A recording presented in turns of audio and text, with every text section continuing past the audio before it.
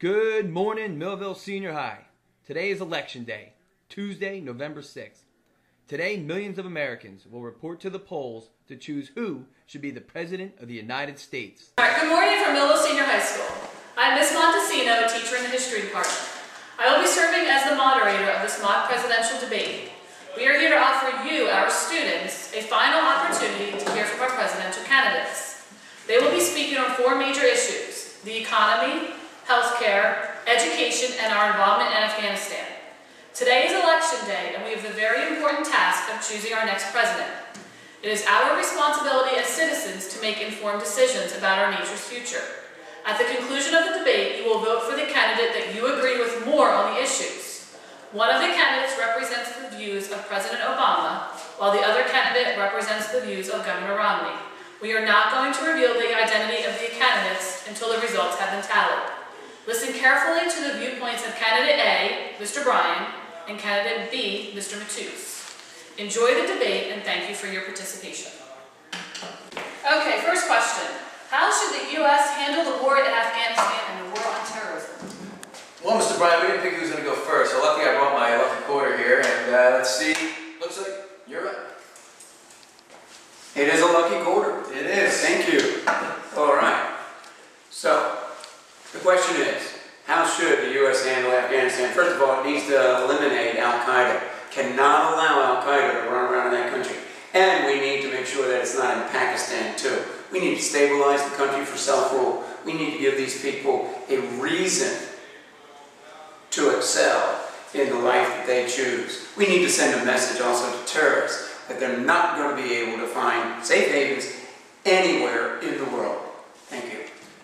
Well, Ms. Montesino, I'm not sure if you can see from over there, but it looks like Mr. Bryan's actually reading my answers because he hasn't had much experience with foreign policy, and he seems to agree with everything that I would agree with.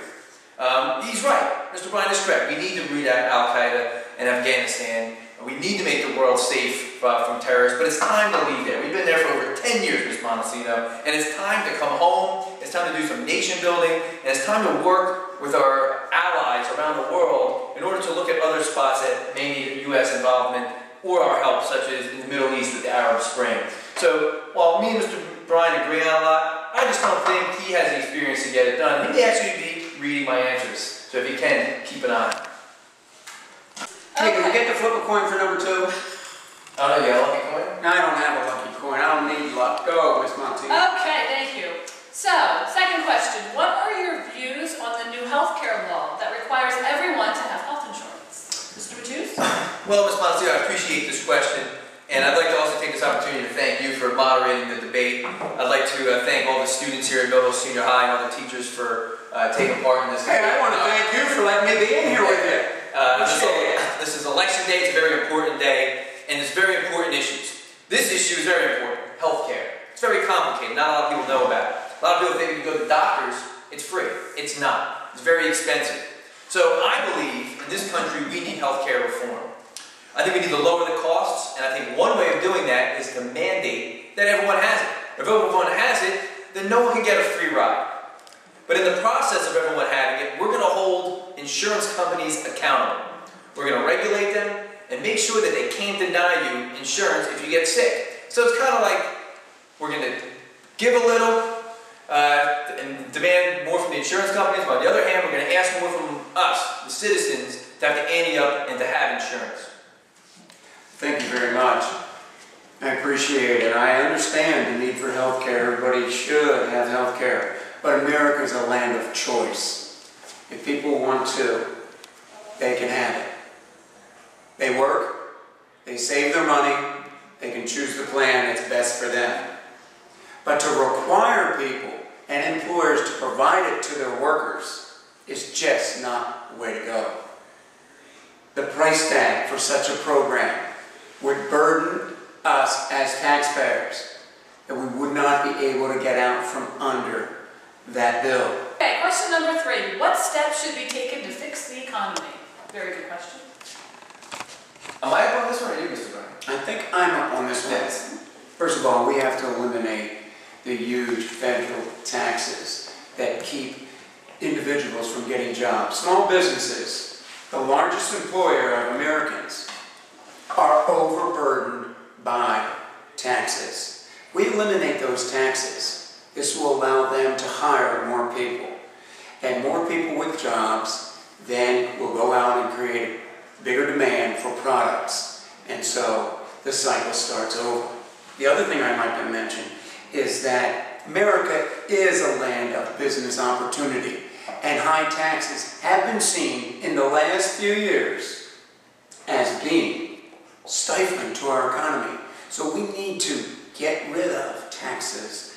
We need to allow people to have more choices with their money, and we need to increase jobs. Mr. Montesino, that's an excellent question that you just brought up, and I appreciate Mr. Bryan's honesty. However, his honesty leads us down this same path we've been going down for decades. You may have learned about it in history class or Ms. Montesino's class. It's called trickle-down economics. Mr. Bryan wants to cut all taxes for the rich. I, on the other hand, think we should increase the taxes on the rich. I think they have plenty of money, plenty of luxury cars. They can afford to ante up a little bit more for programs for education, for other programs such as Head Start, healthcare, and things like that. So I think we need to look at asking those who can afford it to ante up a little bit more. But on the other hand, I believe that we need to reduce taxes on the middle class. We need to expand the middle class in that process. Okay, and last question. What would you do to fix America's schools and fix our education system? Well, besides moving Mr. Bryan's class to Memorial, there's other things we can do to improve the school. Number one, our country is founded on schools. So it's important that we respect schools and we fund it adequately. When school principals and administrators and teachers are saying, we need help, we need to listen. Number one thing I would do is increase funding to schools. We can't cut taxes like Mr. Bryan's saying and just forget about our schools. If I'm elected, we'll have more money for schools and for teachers. Mr. Bryan's going to talk about vouchers, and this is pretty scary. Okay, so cover your eyes. Thanks for the setup. I appreciate that, Mr. Matus. America, as I said earlier, is about choice. Parents should have a choice where they send their children.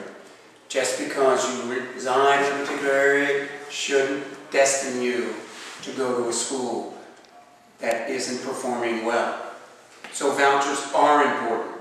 It's giving parents choice. By the way, competition, and I'm sure you agree, that competition brings out the best in people. And when schools have to compete for the students and the funding that comes with those students, they will decide that they need to get better.